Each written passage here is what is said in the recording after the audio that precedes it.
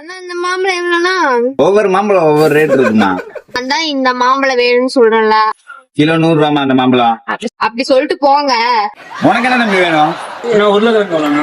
நானே டிப்ரெஷன்ல இருக்கேன். அது உருளைக்கிழங்கு இல்லடா, சப்போட்டாடா. அது உருளைக்கிழங்கு இல்லையா?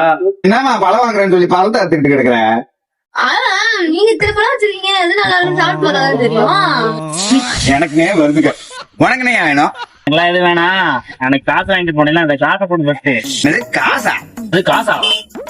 ஏன்னா அன்னைக்கு காசு இப்படி என்ன சார், ஒரு 500 ரூபாய் சேர்த்து போடுங்க, இன்னொரு 500 ரூபாய் சேர்த்து போடுங்க, போடுங்க பல மடங்கு வாங்க, மறந்துட்டு முடியும்.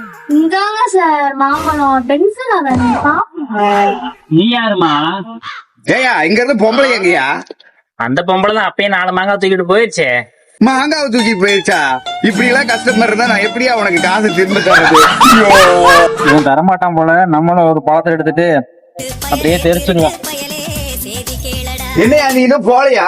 நீ அந்த பொம்பளை மாதிரி திருடிட்டு போகலான்ட்டு வெயிட் பண்ணிட்டு இருக்கியா? திருடிய பழத்தை திருப்பி கொடுத்து விடு, திருட்டு தம்பி, திருட்டு தம்பி, திருட்டு தம்பி.